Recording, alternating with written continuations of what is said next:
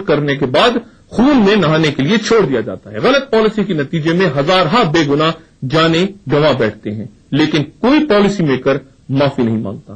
کشمیر میں جہاد کے لیے ملک بھر کے نوجوانوں کو ممبر و محراب سے پکارا جاتا ہے. وہ جاتے ہیں, لڑتے ہیں, شہید ہوتے ہیں, دلدلوں گھاٹیوں میں گولیوں کا نشانہ بن کر دفن ہو جاتے ہیں, اور پھر یہی جہاد جب دہشت گردی قرار پاتا ہے تو کوئی ان شہیدوں سے یا دہشت گردوں سے اور ان کے اہل خانہ یا قوم سے معافی نہیں مانگتا. ماضی کا کوئی پالیسی میکر, کوئی بیان داختہ سیاستدان, کوئی جذبات میں آگ لگاتا خطیب, کوئی مقرر ٹی وی پر اپنی غلطی کا اعتراف کرتا نظر نہیں آتا, معافی نہیں مانگتا. وہ بھی اسی ملک کا حکمران رہا جس کے غیر ملکی دورے کے دوران جہاز محض اس لیے 2 گھنٹے فضا میں چکر لگاتا رہا کہ صدر محترم کا نشہ اتر جائے, اور جب وہ دشمن پر حملے کا حکم دینے نکلے تو 2 جوانوں نے انہیں دائیں بائیں سے اٹھا رکھا تھا, جو ایوان صدر میں مستی میں جھوم کر قومی ترانہ گاتے اور جنہوں نے اپنی رانی کو جنرل کا رینک بھی لگا دیا تھا. ملک ٹوٹ گیا اور انہیں بعد میں انتقال کے بعد 21 توپوں کی سلامی کے ساتھ سپرد خاک کیا گیا. انہوں نے ٹی وی پر آ کر قوم سے کسی غلطی کی معافی نہیں مانگی.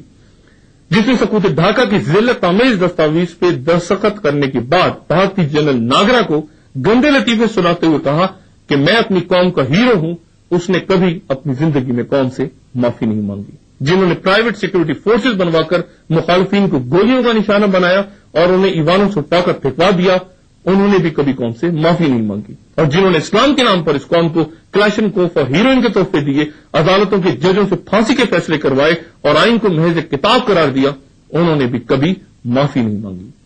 اسی ملک میں ایک ایسی ہندو عورت بھی خاتون اول بنی کثرت شراب نوشی سے, جس کا جگر جواب دے گیا تو وہ شرابیوں کو جمع کر کے ان کے سامنے سامان میں نوشی سے جاتی اور پھر انہیں شراب پیتا دیکھ کر خوش ہوتی. وہ سیکٹری دفاع بھی اس ملک کا صدر بنا جس کی بیوی ہر لمحے اس کے پیچھے پھرتی کہ کسی کمزور لمحے کوئی دوسری عورت فرسٹ لیڈی نہ بن جائے. وہ شیر بھی ایک صوبے پر حکومت کرتا رہا جس کے قبضے سے کنیٹ کالج لاہور کی اغوا شدہ طالبات برآمد ہوں,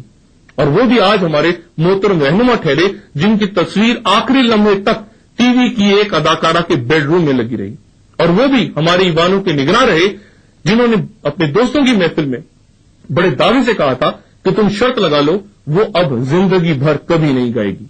وہ بھی ایک صوبے کی درسگاہوں ان میں تعلیم حاصل کرتے بچوں بچیوں کے مستقبل کا رکھوالا ہے, جس کے بارے میں بوڑھے سیاستدان نے پوری قوم کو مخاطب کر کے کہا تھا کہ یہی میری بیٹی سے اجتماعی زیادتی کا مرتکب ہے. اور وہ وزیر بھی اپنی گدی بچا گیا جو چوری کی گاڑی خریدنے علاقہ غیر گیا, پھر اسمگلروں سے ٹال مٹول کرتا ہوا ان کی قید سے بقیہ رقم کی ادائیگی تک رہا نہ ہو سکا. اور وہ جلا وطن رہنما جو سندھ کا وزیر اعلی مقرر ہوا تو اعلان کہتا رہا کہ میں پیتا ہوں اور ڈٹ کے پیتا ہوں. اس ملک کی سیاسی تاریخ لکھتے وقت سرکاری ہاسٹلز کے سویپرز کی انٹرویوز بھی شامل کیے جائیں جو کمروں سے چوڑیوں کے خون آلود ٹکڑے جمع کرتے اور بوتلیں چھپاتے رہے, لیکن کسی صدر, وزیر اعظم, وزیر, مشیر, رکن اسمبلی, بیوروکریٹ یا جج نے آج تک قوم سے معافی نہیں مانگی.